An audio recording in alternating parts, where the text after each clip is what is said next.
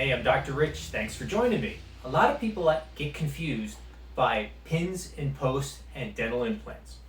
I've had numerous people tell me that they have a dental implant, and then I take some x-rays, look in their mouth, and it turns out they don't have a dental implant. They have a post in a root canal tooth. And then likewise, people tell me, oh, they have a post, and as a dentist, I think it's a root canal post. Turns out, no, they actually have a dental implant that they're talking about.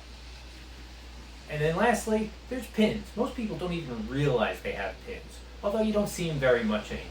So in this video, I'm going to show you the differences between dental pins, dental posts, and dental implant, as well as abutment posts that go into the dental implant. Dental pins were used to help hold in really large silver amalgam fillings. Pin itself is usually just stainless steel. Most of the time it can be gold plated, such as in this example, and the pin is threaded into a small hole that was drilled into the tooth, and it was left in there to help hold in the silver filling. The silver filling was put in around the pin, and it mechanically locked into place so that the filling wouldn't fall out. This was done back when as a base material for underneath a crown. It was also used in cases when somebody needed a big filling and couldn't afford a crown. Most dentists place white fillings nowadays, and with the adhesive you don't need a pin to help hold it in.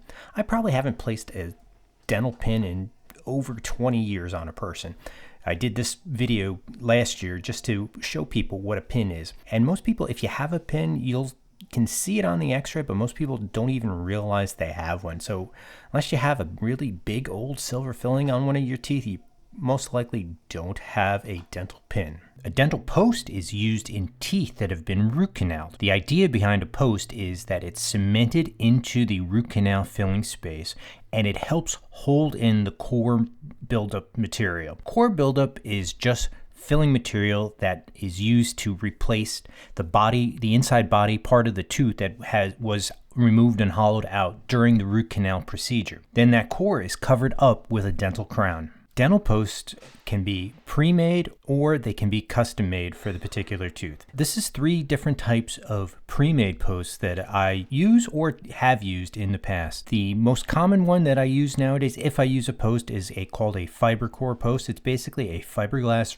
composite resin material, so that bonds very well to the composite resin cements that we use to cement it into the root of the tooth, and also it'll bond well to the composite resin buildup material, the filling material that makes up the core of the tooth. An older style is this stainless steel parapost. This is made out of a surgical grade stainless steel, so it won't corrode, won't rust, and this gets cemented into the nerve of the tooth. These were more common to use back in the days when we used silver amalgam filling as a buildup material. You wouldn't want to use this on a front tooth where you're putting a porcelain crown over top of it, because sometimes the metal can actually show through and you can see it through the porcelain of the crown. A fiber core post is going to look much nicer. And then the last type is called a flexi post by the manufacturer. This kind of resembles almost like a wood screw. It gets, in addition to being cemented into the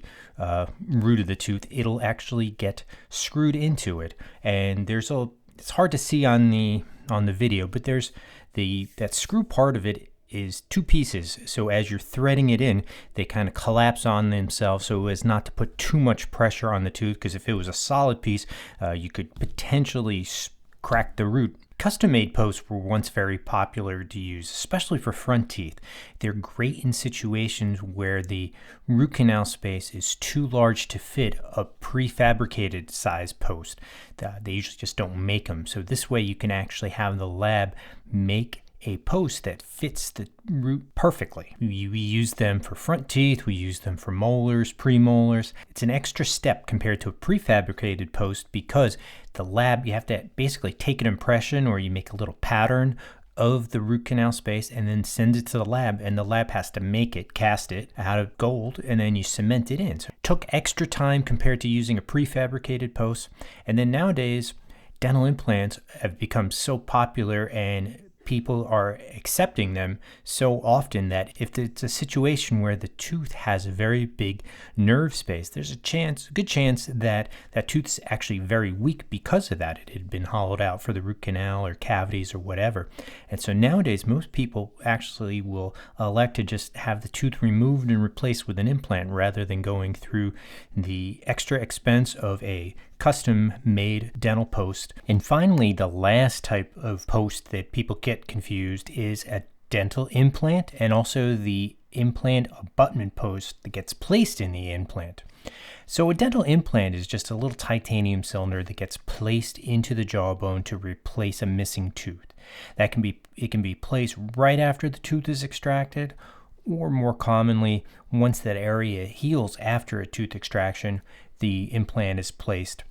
And then once the implant heals up and gets locked into the jawbone, then it's uncovered and an abutment post is placed onto the implant. So this is just a different type of post that gets placed onto the dental implant, and on top of this is the dental crown is placed either via a screw. It'll be attached with a screw, or it'll be cemented on top of the post. So I hope this video helps you guys understand the differences between pins, posts, implants, and implant abutment posts. It's a lot to take in, so feel free to review it. Any questions or comments, leave them down below the video. And thank you guys so much for watching, and I would really appreciate it if you'd give me a thumbs up, give me a like on this, and also subscribe to the channel if you're not already a subscriber. Thank you guys so much for watching. See you in the next video.